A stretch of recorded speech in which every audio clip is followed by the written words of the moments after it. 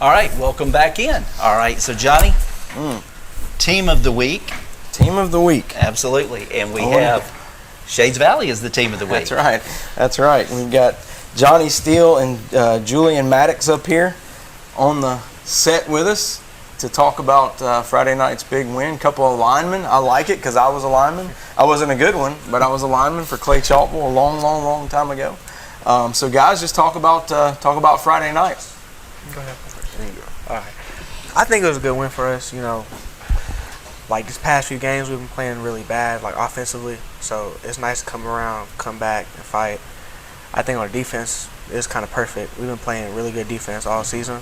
So it's nice to come out and get the win for the boys. Yeah. You know, I think that, you know, in going back and watching the game, it looks like y'all struggled a little bit in the first half and then caught a little bit of lightning more towards the end of the game. And I think you were telling me that it was a little bit of the stunning, some of the things that they were doing to confuse you and your offensive linemen. In that, talk a little bit about that. Well, you know, they ran like two threes, so they kept slanting inside, and it was just causing a lot of confusion on the offensive line. And once we got back in the locker room, you know, we kind of got chewed out a little bit. So after we got chewed out, you know, I told offensive linemen we got to get together because the only way we're going to win is through them. Yeah, through us. So after coming out the second half, we played a lot better game. You know, coming down on one of our last touchdowns we scored running the ball like on the 2-yard line. So that was very important. You know, we got good running backs, a good quarterback. You know. Yeah, it looks like Jordan and Quincy were running the ball, especially in the fourth quarter. I guess Quincy Poole was the one to get the touchdown late, I think, to put it into overtime. Johnny, talk a little bit about your game because you're playing a little bit of offensive lineman, you're playing defensive lineman.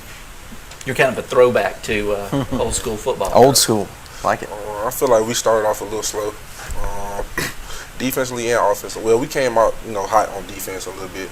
We gave up a little bit on in the secondary a little bit. We really just got to get better with tackling, really, for real. Our front is really good. We really got a good front. I feel like we got a chance to do even more big things up front, and that's really it. Yeah. So was it a situation where Coach Nelson, and I'm not talking about Reuben Nelson, but Rob Nelson, the defensive line coach, did he pull you guys aside and say, "Hey, I really need you guys to step up in overtime after y'all had taken the lead"? Yes, sir. He told us during halftime too. We had a issue with pursuing to the football. We gotta get to the football a little bit more, and run to the football and make plays because our secondary were having trouble making tackles with the big backs and stuff like that. But he just told us, we had to put our foot down and just take over the game, and that was really it. Yeah. So I have had you guys around the program, seen you guys since y'all were freshmen. Talk a little bit about y'all's development over the last 4 years and just being with Coach Nelson. How was it when you guys came in as freshmen versus how you are now? I feel like it was new when I came in as a freshman. I wasn't really used to it. Coach Nelson, he was a hard coach. They coach tough, and I wasn't really used to it. But I got used to it as time progressed. When years got older, I got kind of used to it and stuff like that. But that's really good. Yeah. Julian, talk a little bit about the progression of the offense. I know y'all got Coach Benico Harley back over there, and he seems to be doing a really good job. Zayden's playing with a lot of confidence. I mean, he's throwing really good balls, and I know that makes y'all want to stay in there and protect him a little bit longer anytime he drops back. But talk a little bit about the progression of the offense you've seen under him. Well, especially since we got Benico back, it's been phenomenal. I feel like he's an excellent play caller, and we got a new starting quarterback with Zay. He is like our offense, basically. He's drove our offense, being a really good leader. This is first year starting, but it's acting like it's his fourth year starting. So that's really good for our offense. Our offense line is coming together. All of us have been playing together. Most of us already started last year. Yeah. So it's great to have guys that we've already been used to. Yeah. Well, and I think it's neat because I know you've got some younger linemen. I think there were 6 of you guys that had played together last year in some capacity as a starting lineup. But I know that it's probably a good feeling to know that you've got some younger guys in that you'll be mentoring over the rest of this season and really getting them ready to go, after you leave. Yes, sir. So. All right, so big game coming up against Cherokee County. What do you guys know about, they're 4A, right? Yes, sir. Yes, sir. But a very good running team. So they are. Very. I feel like they're really big up front. You know, they run a wing T, so a really hard-nosed team. So we're just really just gonna have to anchor down and tackle, make tackles. Really, that's it. They don't really throw the ball a lot, so that's really it for the defense. Yeah. All right. So, well, since we're talking about Cherokee County, that leads us into picks. So, Might as well. hey, so you guys might as well kick off the picks for us here. So, Shades Valley versus Cherokee County. Who are you guys picking? Shades Valley. Picking the Mounties. All right, Johnny, I think I am going to. This is going to be a tough game. Yeah. I talked to Coach Nelson about this game prior to the start of the season, and he anticipated it being a tough game. And I think it's going to be a hard-nosed, hard-hitting game. Wing T, that's not unfamiliar to Shades Valley. No, that it's used not. to be Shades Valley's offensive choice. But I'm going with the Mounties. I think it's going to be a 3-4 point victory. Yeah, I think so too. I think you kind of look at it, and when I first looked at it, I was like, "Who's Cherokee County?" Like, oh, they're 4A. Oh, that's let's dig a little deeper. They're a really good 4A, number 1 in 4A right now, as far as I know.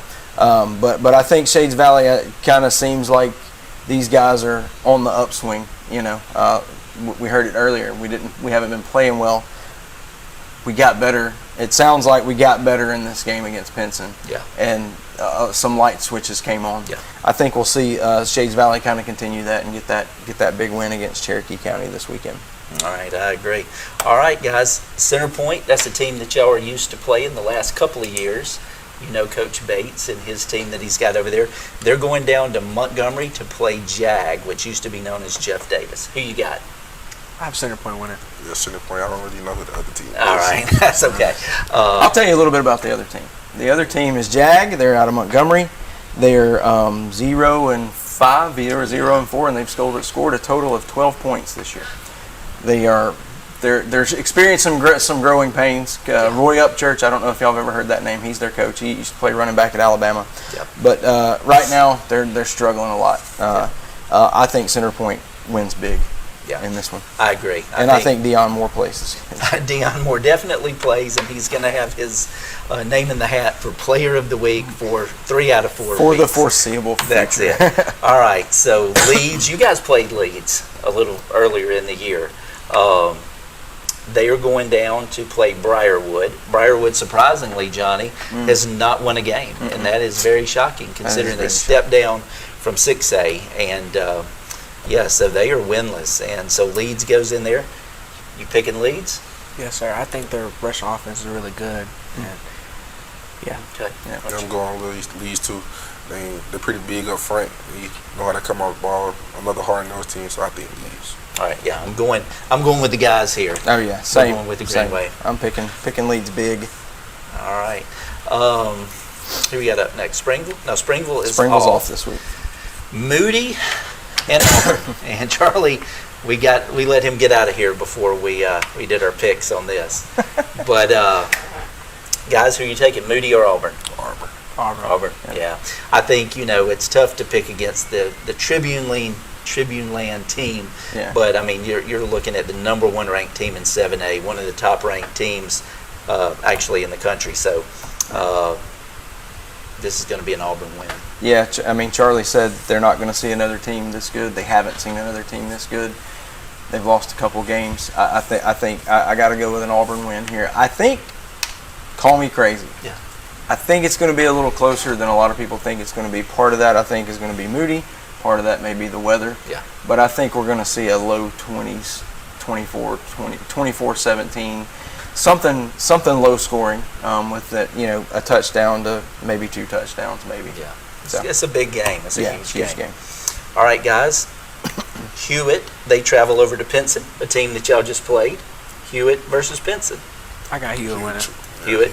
Yeah, I think this is going to be a Hewitt win, and I think, Johnny, provided Pinson does not, or Hewitt doesn't score first and go up 7-0, they will go on to win. I'll be keeping my eyes open on that, and if Hewitt does score first, then I'm picking Pinson Valley, but I'm just kidding. I think Hewitt's going to win. Hewitt's just got too much for him right now. Yeah, too much firepower. All right, final game. Clay Chalkville travels to Thompson. You guys played Clay earlier in the year. They got a lot of firepower, and they're traveling to take on Thompson. Who you got? Thompson winner. You got Thompson. Both of you got Thompson. Okay. Well, I'm going to go against you guys. Usually I'm on your side. But I am actually going with the Fighting Stuart Floyds. And I think that they go down and they take care of business in Alabaster. Yeah, I think so too. I think Clay's just too good. I think it's going to take an Auburn-type team, somebody that good. And I mean, Thompson's a good team. This Clay team is just very, very good. I think that that offense is just clicking on all cylinders. Defense is playing well. Now I do think it's going to be a close game. I don't think it'll be like it was last year because it was kind of, Clay got a big lead and then Thompson closed the door pretty late, and it took kind of a last. It took Mbakwe going in and covering their best receiver. That's right. To shut the game down. But I think Clay wins by about a touchdown. Yeah, I agree with that. So it's another big week, week 6, which it's hard to believe. We say that every week. It's hard to believe that it's moving by that quickly. It's flying by. It's a huge week. So Julian Maddox, Johnny Steele from Shades Valley. Shades Valley's the team of the week after that 25-19 overtime victory over the Pinson Indians. First victory for Shades Valley over them since 2009. And, that was only the second game played in Frank Nick Stadium that was an overtime game. And y'all have the first win. So congratulations on that. So, congrats, guys. Shades Valley, team of the week. I'm going to try to get out of here without messing this up. John Goolsby, Johnny Sanders. We'll see you guys next week. Whether it's a sports injury, life injury, or debilitating pain, soon you will be able to get the care you need